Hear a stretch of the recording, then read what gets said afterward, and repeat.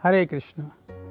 कलयुग में लोग दूसरे लोग हमारे बारे में क्या सोचते हैं, हमारे बारे में क्या वो व्यूज़ रखते हैं, क्या ओपिनियन रखते हैं, उनके हमारे बारे में क्या सलाह है, क्या राय है, और जो लोग कहते हैं उसके आधार पर कलयुग के लोग अपनी इमेज का आकलन करते हैं।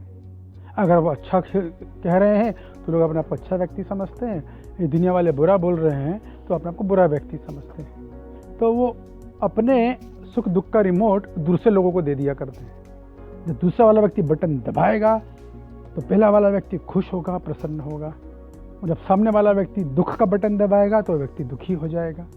जब सामने वाला व्यक्ति क्रोध का बटन दबाएगा तो उस व्यक्ति को क्रोध हो जाएगा। जब सामने वाला व्यक्ति शांति का बटन दबाएगा तो उसका मन शांत हो जाएगा। तो कलयुग में लोग अपनी इमेज का आकलन या अपने बारे में जो वो सोचते हैं उसके लिए वो दूसरों के व्यूज़ पर, दूसरों के दृष्टिकोण पर निर्भर रहते हैं, और इसीलिए वे सुखी और दुखी रहते हैं। लेकिन कृष्ण भक्त ऐसा नहीं होता। कृष्ण भक्त चैंपियन होता है। तो कृष्ण भक्त की मानसिकता ये होती है कि मेरे बारे में मेरे साधु जी से मार्गदर्शन ले रहा हूँ, मेरे गुरु यानी हमारे प्रभुपाद जी और भगवान श्री कृष्ण वो मेरे बारे में क्या सोचते हैं। अगर सारी दुनिया प्रशंसा कर रही है लेकिन मेरे गुरु जी, प्रभुपाद जी, भगवान श्री कृष्ण उस प्रशंसा की तरफ देख भी नहीं रहे हैं, ध्यान भी नहीं दे रहे हैं, तो ऐसी प्रशंसा व्यर्थ है, किसी काम की नहीं है।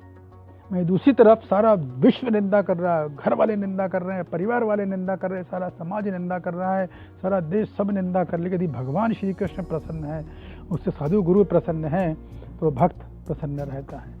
तो भक्त का सेटिस्फेक्शन और संतुष्टि है, वो दुनिया वाले क्या कह रहे हैं इसके आधार पर नहीं आती। उसकी संतुष्टि, उसकी प्रगति इस बात पर आधारित होती है कि मेरे साधु गुरु कृष्ण मेरे बारे में क्या सोच रहे हैं, उनकी क्या अवधारणा है मेरे बारे में, उनकी निगाह में मेरी क्या इमेज है। इसके आधार पर कृष्ण भक्त अपना जीवन जीता है। और एक चीज़ और ये भी है कि we have to understand that how someone treat us, it is the reflection of his own mind, it is the reflection of his own consciousness, it is the reflection of his own heart, it has got nothing to do with you. कि दूसरे लोग जो है वो हमें किस तरीके से ट्रीट करते हैं ये उनकी मानसिकता पर निर्भर करता है कि वो अपने व्यवहार से वो अपना मन का भाव प्रकट करते हैं, उनके हृदय को स्थिति प्रकट करते हैं। तो हम उन्हें गंभीरता से नहीं लेना चाहिए। कृष्ण भक्त कभी भी दूसरी गंभीरता से नहीं लेता है। बल्कि हमारे प्रभुपाद जी तो एक जगह अपने तात्पर्य में लिखते हैं कि we do not care about the criticism of the fools, we do our duties, mainly spiritual duties, and simply depend upon the mercy of Lord Chaitanya, upon the mercy of Panchtattva।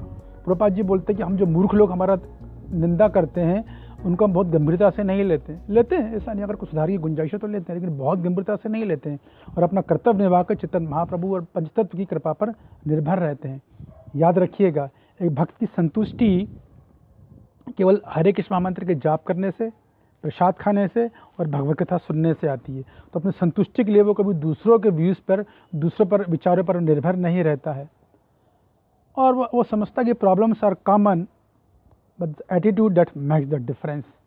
जब बारिश होती है तो सारे पक्षी जो होते हैं वो बारिश से बचने के लिए जगह जगह शरण लेते हैं, लेकिन बाज बादलों के ऊपर चले जाता है, उसको बारिश नहीं लगती है। सो प्रॉब्लम हमेशा कॉमन ही रहेंगी। It's the attitude that makes the difference. Hare Krishna.